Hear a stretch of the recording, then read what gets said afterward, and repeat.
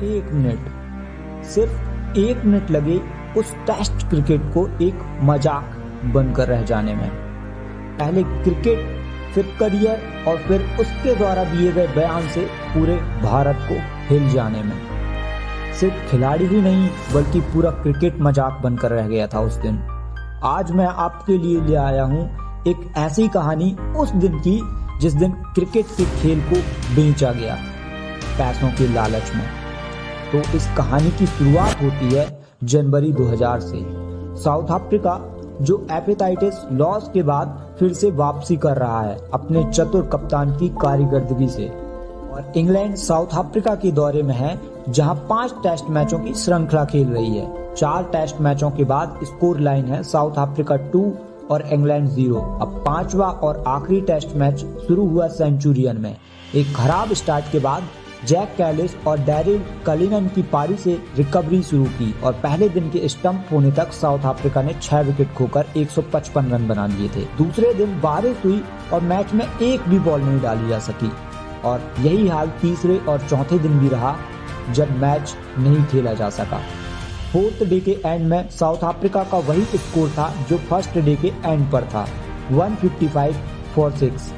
अब आप सोच रहे होंगे कि आखिर इस मैच में ऐसा खास क्या था।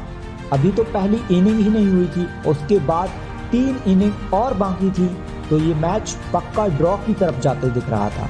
बट वेट, यहाँ से शुरू हुआ क्रिकेट को मजाक बनाने का सिलसिला और चतुर कप्तान का दिमाग Hansie Cronje, cricket South Africa team के सक्सेसफुल कैप्टन, जिनकी सोच क्रिकेटिंग फील्ड पर आउट ऑफ द बॉक्स थी।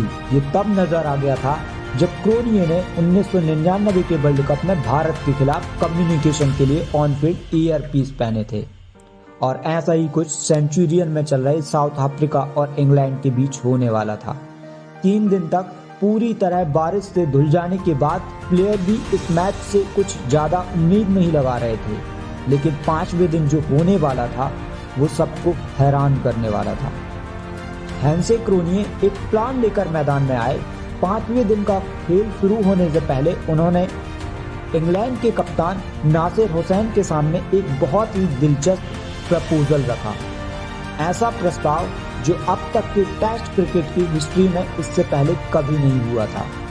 अब उस प्रपोजल में आखिर ऐसा क्या था, मैं बताता हूँ।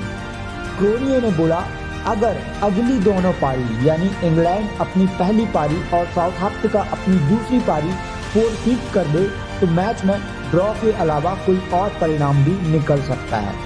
उदाहरण लीजिए, टेस्ट में जब तक चारों पारी पूरी ना हो तब तक मैच में जीत या हार का रिजल्ट नहीं आता है, the only exception being follow on.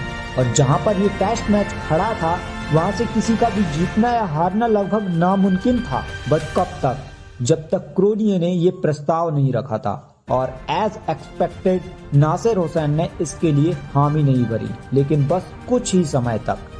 5वें दिन का खेल शुरू हुआ तो नासिर ने ये नोटिस किया कि पिच बैटिंग के लिए उतनी मुश्किल नहीं लग रही थी, और साउथ अफ्रीका की बैटिंग देख उन्हें लग गया था कि अगर क्रोनिये का ये प्रपोजल मान लिया जाए तो ये मैच वाकई कोई टीम जीत सकती है। क्योंकि इंग्लैंड पहले ही इस सीरीज में 0-2 से पीछे चल रही थी, तो क्यों ना इस बेजान बन चुके टेस्ट मैच में कुछ जान फूंकी जाए। और नासिर ने क्रोनिये के इस प्रपोजल को मान लिया। मैच में जैसे जान आ गई थी, साउथ अफ्रीका ने अपनी पहली इनिंग 248 for 8 डिक्लेयर कर दी, और इंग्लैंड ने अपनी पहली इनिंग और साउथ अफ्रीका ने अपनी दूसरी पारी with in a minute forfeit कर दी। टेस्ट क्रिकेट में ऐसा पहली बार हुआ था। इंग्लैंड के सामने 249 रनों का टारगेट था और उनके पास जीतने के लिए लगभग 76 ओवर थे। तो क्या वाकई इंग्लैंड इस टेस्ट मैच को जीत पाएगी? मैच अपने आखिरी चरम पर पहुंच गया, जहां इंग्लैंड को 14 बॉल में 9 रन चाहिए थे, और क्रिस सिल्वरवुड और माइकल वॉन की पारी से फेयरली इनफ इंग्लैंड इस टेस्ट मैच को जीतने में कामयाब रहा। अब ये किसने सोचा होगा कि मैच का एंड रिजल्ट ये होगा और इंग्लैंड इस मैच को इस तरह से जीत जाएगी।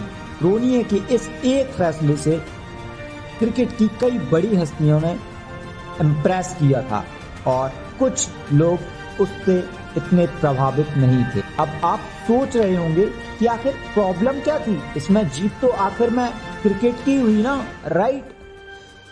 रॉन्ग। मैं समझाता हूं।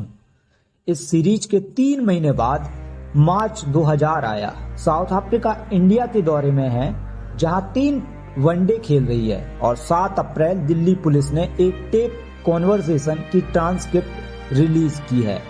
ये बातचीत कथित तौर पर इंडियन बिजनेसमैन संजीव चावला और हैंसी क्रोनिये के बीच की है। उसके बाद हैंसी क्रोनिये पर लगे मैच फिक्सिंग के आरोप। सब जगह खलबली मच गई थी, और साथ ही 3 अफ्रीकी प्लेयर के भी नाम सामने आए, हर्सल गिब्स, मिकी बॉय, पीटर स्ट्राइडम। उसके बाद दक्षिण अफ्रीका क्रिकेट बोर्ड ने एक प्रेस रिलीज की, जिसमें उन्होंने खिलाड़ियों पर लगाए जा रहे आरोपों को बेबुनियाद बताया, और खुद हैंसी क्रोनिये ने इन आरोपों को नकार दिया।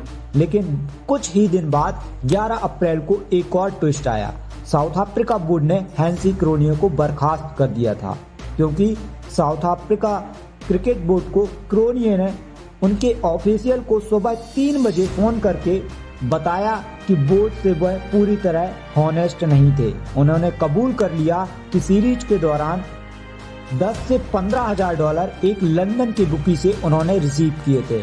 अब साउथ अफ्रीका इंग्लैंड वाला वो टेस्ट मैच भी इस पूछताछ का हिस्सा बना।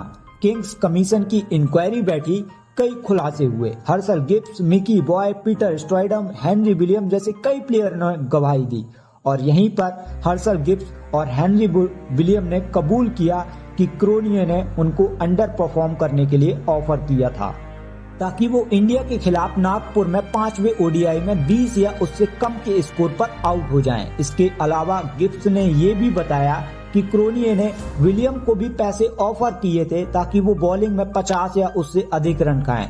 पर जब मैच शुरू हुआ तो हर्सल गिब्स ने 73 रन बनाए, और हेनरी विलियम को उनके दूसरे ओवर में इंजरी हो गई, जिसके बाद वो मैच ही नहीं खेल पाए। अब इन सब के बीच में ये सीरीज इंडिया में खेली जा रही थी, तो इंडियन प्लेयर पर भी इंक्वायरी होना तो वाजिब था। 28 अप्रैल को सीबीआई को ये केस सौंपा गया, और फिर खुला पिटारे पर पिटारा। 4 मई को इंद्रजीत बिंद्रा ने बताया कि मनोज प्रभाकर ने उनसे एक बार बोला था कि कपिल देव ने उनसे मैच हरवाने की बात कही थी, और कपिल इसको लेकर बहुत भावुक हो गए, और इंटरव्यू के दौरान वो रोने लग गए, क्योंकि वो एट प्रेजेंट टीम इंडिया के कोच भी थे। इन सारों खुलासों के बाद क्रोनिये का आया कबूलनामा। ही एक्सपेक्टेड दैट ही टुक $1000 और उनको पहली बार 1996 में एम.के. गुप्ता से इंडियन टीम के कैप्टन मोहम्मद अजहरुद्दीन ने मिलवाया था। लेकिन क्रोनिये ने ये कभी नहीं माना कि उन्होंने मैच फिक्स किए थे। मुकेश गुप्ता बुकी ने सीबीआई को बहुत सारे नाम बताए जो मैच फिक्सिंग में इन्वॉल्व थे। ब्रायन लारा, सलीम मलिक, अर्जुन राणातुंगा, अरविंद डिसिल्वा, और उसके अलावा सीबीआई की जांच में मोहम्मद अजहरुद्दीन ने ये कबूल कर लिया था कि उन्होंने अजय जडेजा और नयन मुंगिया के साथ मिलकर मैच फिक्सिंग की थी। और सीबीआई ने एक रिपोर्ट और दी जिसमें उन्होंने बताया कि कपिल देव के खिलाफ उनके पुख्ता एविडेंस नहीं मिले हैं। 5 दिसंबर को मोहम्मद अजहरुद्दीन को और अजय शर्मा पर लाइफ टाइम के लिए बीसीसीआई ने बैन लगा दिया, और अजय जडेजा और मनोज प्रभाकर पर 5 साल का बैन, और मनोज प्रभाकर जो आगे चलकर बीसीसीआई ने इन पर लाइफ टाइम का किया। इस केस में नयन मुंगिया तो बच गए, वहीं साउथ अफ्रीका बोर्ड के द्वारा चलाए गए स्टिंग ऑपरेशन में हैंसी क्रोनिये के साथ 3 डेज क्रॉस एग्जामिनेशन में बुकी के साथ सारे कॉन्टैक्ट रिवील कर दिए, और इंडिया साउथ अफ्रीका सीरीज से लेकर साउथ अफ्रीका इंग्लैंड सीरीज की सारी परतें खोल कर रख दी। उसके बाद क्रोनिये रूम से रोते हुए बाहर निकले और उन्होंने ये बोला,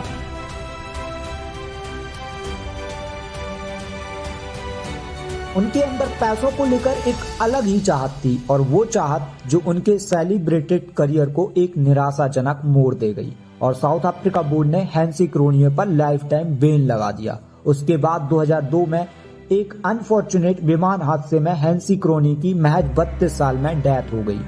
साउथ अफ्रीका अपार्थाइड से उभरा था, और 1990 के दशक में जो विश्व क्रिकेट में उसने अपनी छाप छोड़ी थी, उसमें हैंसी क्रोनिये का बहुत बड़ा हाथ था, और उन्हें ईमानदारी की बहुत बड़ी सजा मिल चुकी थी। अब आप ये सोच रहे होंगे कि इन सब में उस साउथ अफ्रीका और इंग्लैंड टेस्ट मैच का क्या लेना देना, तो ये सुनिए। क्रोनिये ने अपने बयान में उस टेस्ट मैच का भी खुलासा किया, जिसमें क्रोनिये ने बुकी से कुछ पैसे और एक लेदर जैकेट के बदले बुकी से एक वादा किया था कि उस मैच का ड्रॉ के अलावा कोई और रिजल्ट भी हो सकता है।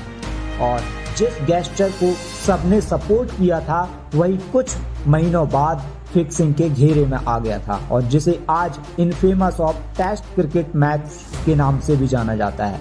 और वही मैच हैंसी क्रोनिये के पतन का कारण भी। तो ये थी आज की मेरी वीडियो। आशा करता हूँ मेरी ये कहानी आपको पसंद आई होगी। यदि हाँ तो प्लीज नीचे कमेंट करके अपना एक्सपीरियंस मेरे साथ जरूर शेयर करिएगा, और मेरे चैनल को एक सब्सक्राइब और लाइक जरूर करिएगा। द वीडियो ऑफ हमारा cricket we aim to bring in to you some really interesting cricket stories which make fall in love with your favorite game even more. Thank you.